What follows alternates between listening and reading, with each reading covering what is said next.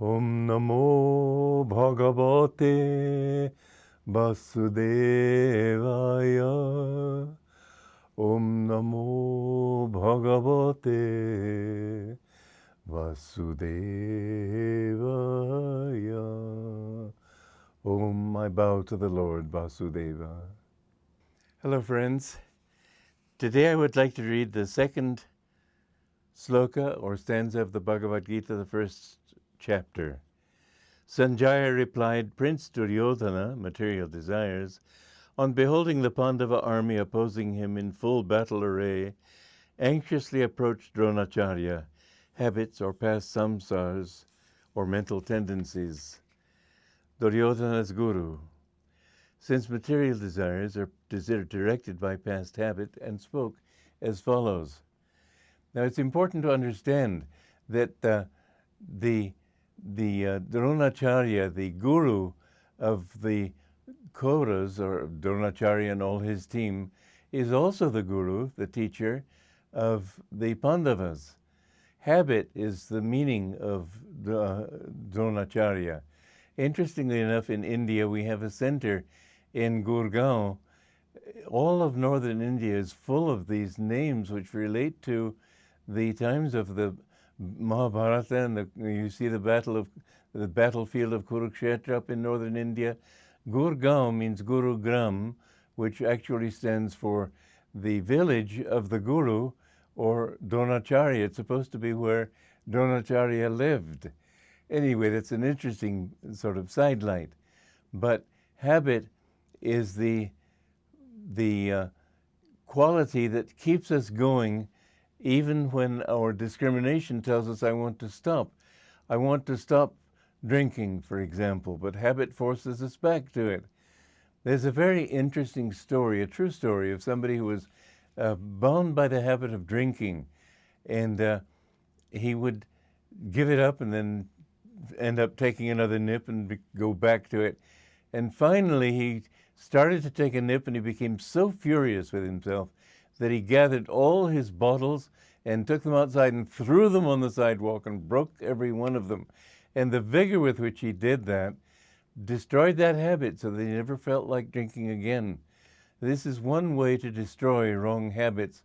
Make a very strong affirmation that I will not do this anymore. You'll be surprised. I've found this sometimes when I've had something that I wanted to overcome. And for a while I would sort of build up the energy, but finally I would say, absolutely never again! And with such vigor that suddenly it was gone. But habit is usually on the side of wrong habit. It's true that good habits, for example, you're used to meditating every day, you're used to chanting every day, you're used to thinking of God every day, you're used to doing good things. This certainly helps you, but in the clash between the good side and the bad side, Duryodhana, bad habit, usually sides with the bad side, unfortunately. And what you need to do is become so entrenched in your good habits, which will stand you in some good stead, but they won't in the case of really fierce temptation. If you can reach the point where you are inspired from above, then you find that that inspiration is where the real divine power comes from.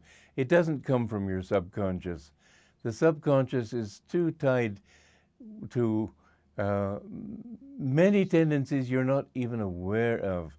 We have lived on earth many, many lifetimes, and those samskars or tendencies which we developed in the past, they come up when the situation, when you might say the ground is fertile for that particular plant to grow.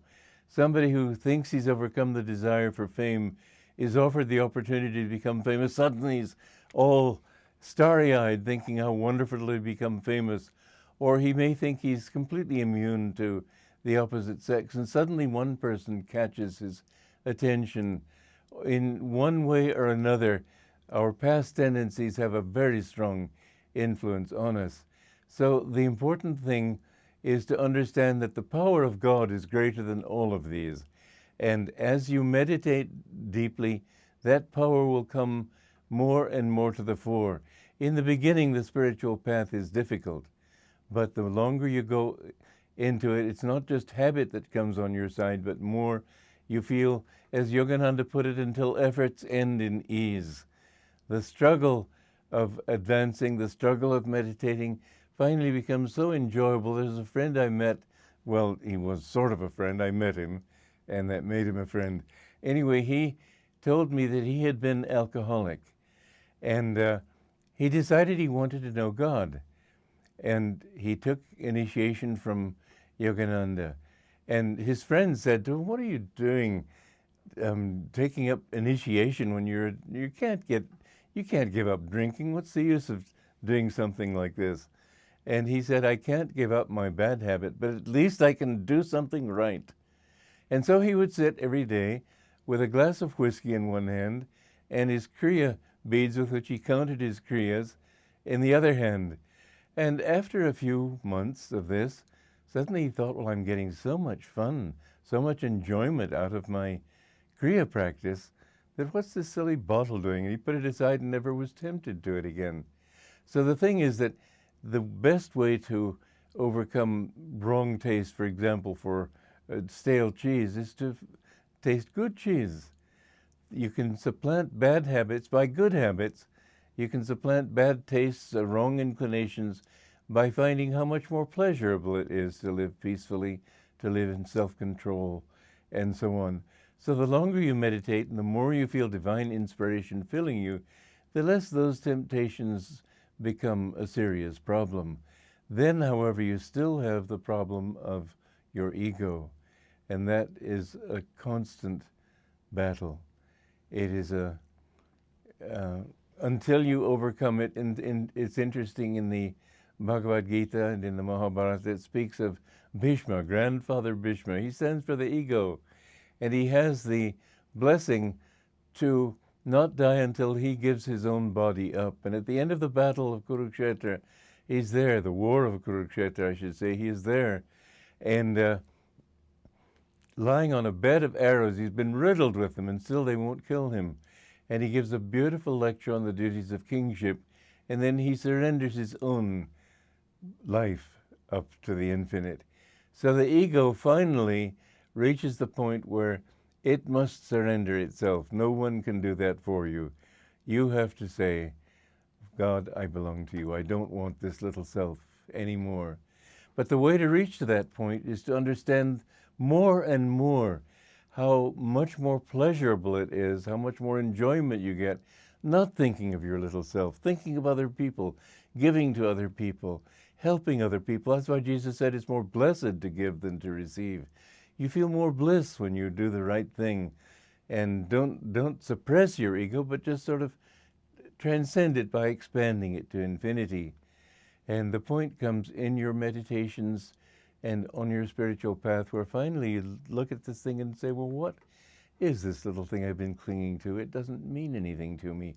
Because you see that to give him the credit for everything, to know that God is the real doer of everything, there's much more satisfaction in that than this little thought that I did it, my little ego did it, and don't you think it did a good job? Didn't you like it?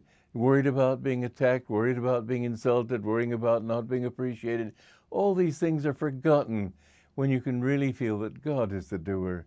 So humility does not mean self-deprecation or self-abasement. Humility means self-forgetfulness. You forget that you are this little being, and remember that that infinite one is the only reality. When you do that, what happens is you merge in God. You become God. It's an amazing concept, and we'll go further into it because it's quite a bridge to cross. I can't go into it in depth in such a short time. Anyway, for now, God bless you. Joy to you.